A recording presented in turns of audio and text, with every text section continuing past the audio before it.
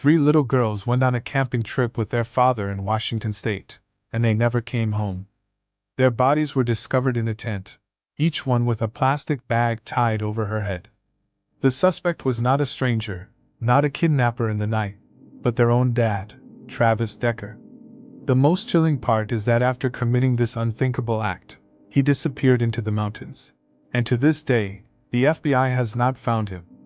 This is a story that is as disturbing as it is haunting, a case that has shocked the nation and unsettled even the most hardened investigators.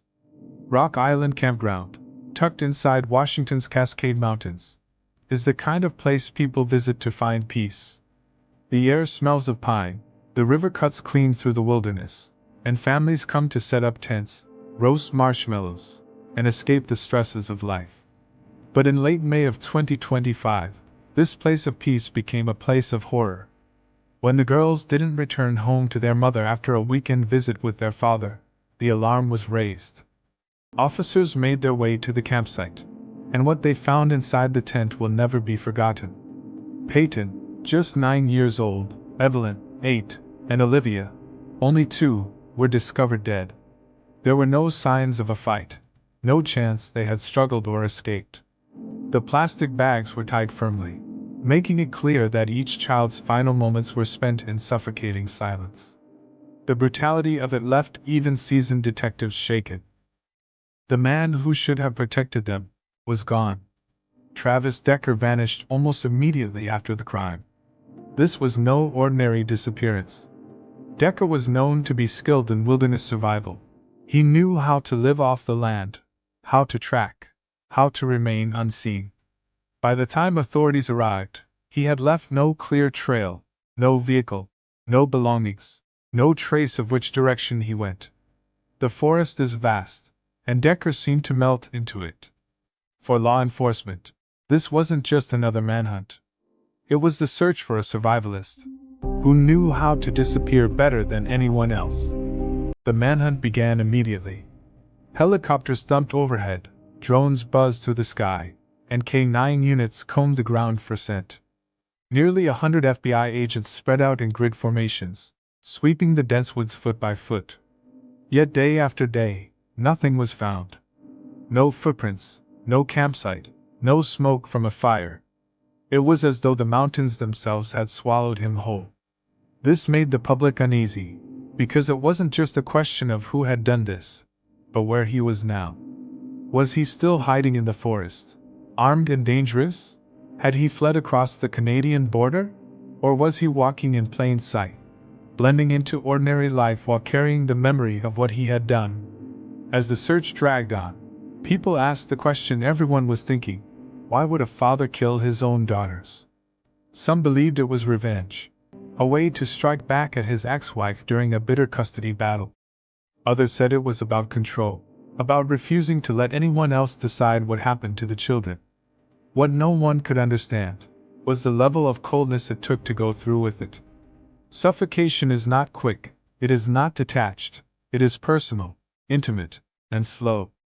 To suffocate someone, you must be close enough to hear their breath fade, to watch them struggle and fail. These were his daughters, children who trusted him, who likely looked at him in confusion as their lives slipped away. That detail, more than anything, is what horrified investigators. It was not just murder, it was betrayal of the deepest kind. The public followed the case closely. News outlets ran constant updates. Parents held their children tighter at night, and social media exploded with theories. Some insisted he was living off wild plants and river water somewhere in the Cascades. Others claimed he had slipped across the border to Canada, hiding in small towns. A few even speculated he might have ended his own life in some remote cave, his body waiting to be discovered. But without a trace, no one could be sure. And as the days turned into weeks, and weeks into months, fear grew. How long could a man like this survive in hiding? And what else might he be capable of, if he was desperate enough? The FBI put up a $20,000 reward for information leading to his capture. Campsites in the region were closed. Hikers were warned to report anything unusual. Yet the silence remained. For Paityn, Evelyn, And Olivia, justice had not been served. Their lives ended in that tent, and the man responsible was still out there, breathing free air while they lay in the ground. This case has become more than just another crime. It is a reminder of how fragile trust can be, of how quickly safety can turn to terror. The role of a parent is to protect, to guide, to love. Instead, these little girls were betrayed in the most unimaginable way.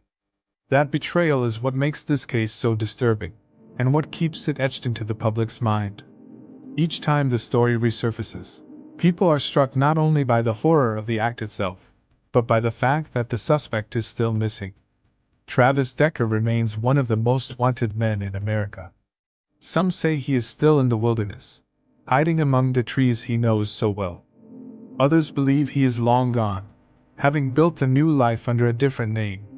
But wherever he is, the haunting reality is this: 3 little girls, whose lives had barely begun, were stolen by the one man who was supposed to protect them above all else. Until Travis Decker is found, the fear and outrage will linger.